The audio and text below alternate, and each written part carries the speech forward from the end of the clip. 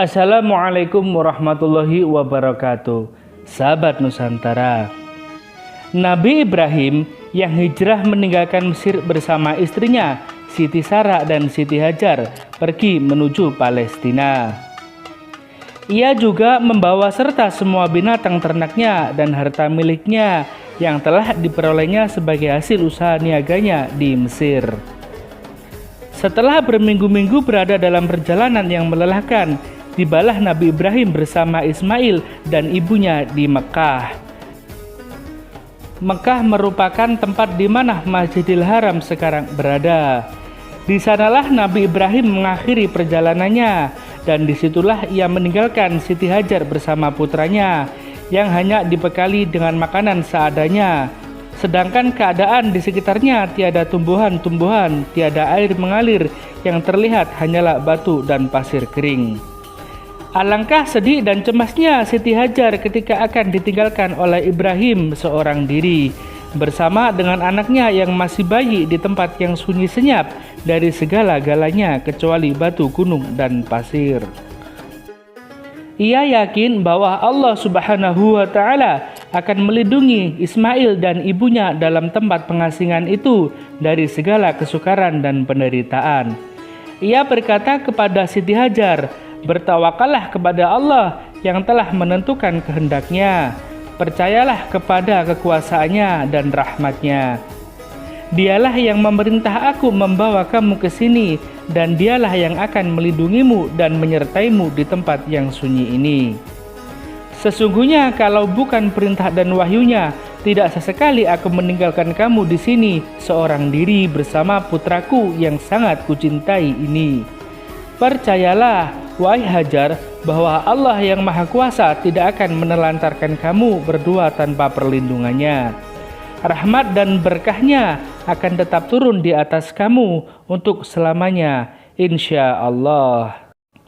Sebagai manusia, Nabi Ibrahim pun tidak dapat menahan air matanya ketika ia turun dari dataran tinggi meninggalkan Mekah menuju kembali ke Palestina, di mana istrinya Siti Sarah dengan putranya yang kedua Ishak sedang menanti. Selama di perjalanan, ia tidak henti-hentinya memohon kepada Allah agar selalu memberikan perlindungan, rahmat, dan berkah serta rezeki bagi putra dan ibunya yang ditinggalkan di tempat terasing itu. Ia berkata dalam doanya, "Wahai Tuhanku, aku telah tempatkan putraku dan anak-anak keturunannya di dekat rumahmu, di lembah yang sunyi dari tanaman dan manusia, agar mereka mendirikan sholat dan beribadah kepadamu. Jadikanlah hati sebagian manusia cenderung kepada mereka dan berilah mereka rezeki dari buah-buahan yang lezat. Mudah-mudahan mereka bersyukur kepadamu." Siti Hajar dan putranya akhirnya tinggal di tempat yang terpencil dan sunyi itu. Ia harus menerima nasib yang telah ditakdirkan oleh Allah Subhanahu wa Ta'ala atas dirinya dengan kesabaran dan keyakinan penuh akan perlindungannya. Bekal makanan dan minuman yang dibawanya dalam perjalanan pada akhirnya habis selama beberapa hari sepeninggal Nabi Ibrahim alaihissalam.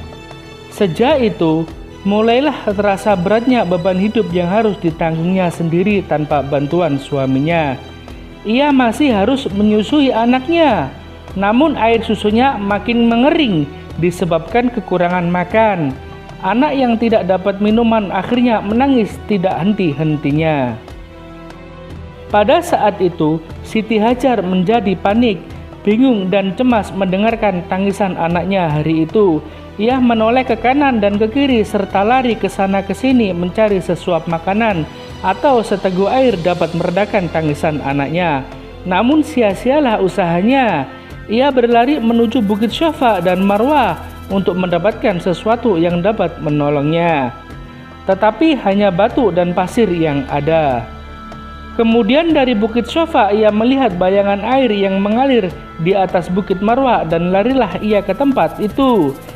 Namun ternyata bahwa yang disangkanya air itu adalah fata morgana atau bayangan belaka, dan kembalilah ke Bukit Syafa karena mendengar seakan-akan ada suara yang memanggilnya tetapi tidak terlihat siapapun. Siti Hajar berlari sampai 7 kali antara Bukit Syafa dan Marwah. yang pada akhirnya ia duduk termenung merasa hampir berputus asa. Saat itu Siti Hajar termenung, muncullah air yang jernih dari bekas hentakan kaki bayi Ismail. Mata air ini disebut mata air Zam-Zam. Siti Hajar bersyukur kepada Allah Subhanahu wa Ta'ala atas adanya mata air tersebut yang dengan rahmatnya telah membantunya dalam kesulitan air. Nabi Ibrahim dari masa ke masa pergi ke Makkah untuk mengunjungi dan menjenguk Ismail.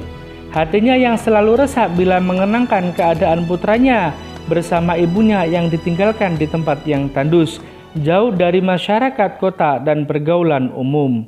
Sewaktu Nabi Ismail mencapai usia remajanya, Nabi Ibrahim alaihissalam mendapat mimpi bahwa ia harus menyembelih Ismail putranya.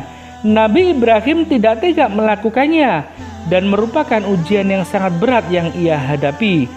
Sebagai seorang ayah yang dikaruniai seorang putra yang sejak puluhan tahun diharap-harapkan dan didamba-dambakan, tiba-tiba harus dijadikan kurban dan harus direnggut nyawa oleh tangannya. Namun ia sebagai seorang nabi, pesuruh Allah Subhanahu wa Ta'ala dan pembawa agama yang seharusnya menjadi contoh teladan bagi para pengikutnya dalam bertaat kepada Allah, menjalankan segala perintahnya dan menempatkan cintanya kepada Allah di atas cintanya kepada anak istri, harta, benda, dan lain-lain. Ia harus melaksanakan perintah Allah yang diwahyukan melalui mimpinya. Sungguh amat berat ujian yang dihadapi oleh Nabi Ibrahim alaihissalam. Namun ia harus melaksanakan perintah Allah. Ia tetap berniat akan menyembelih Nabi Ismail sebagai kurban sesuai dengan perintah Allah yang telah diterimanya. Dengan berat hati, Nabi Ibrahim menyampaikan mimpinya kepada putranya tentang apa yang Allah perintahkan. Nabi Ismail sebagai anak yang soleh yang sangat taat kepada Allah dan bakti kepada orang tuanya, ketika diberitahu oleh ayahnya maksud kedatangannya kali ini tanpa ragu-ragu mengikhlaskannya apabila itu perintah Allah Subhanahu wa Ta'ala.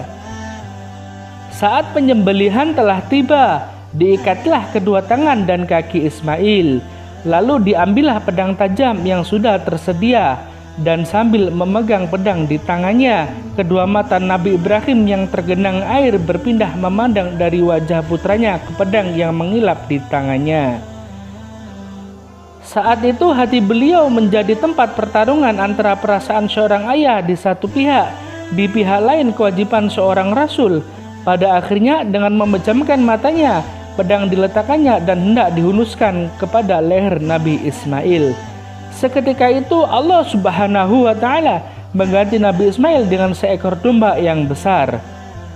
Kejadian tersebut merupakan suatu mukjizat dari Allah yang menegaskan bahwa perintah pengorbanan Ismail itu hanya suatu ujian bagi Nabi Ibrahim alaihissalam dan Nabi Ismail alaihissalam, sampai sejauh mana cinta dan taat mereka kepada Allah Subhanahu wa Ta'ala.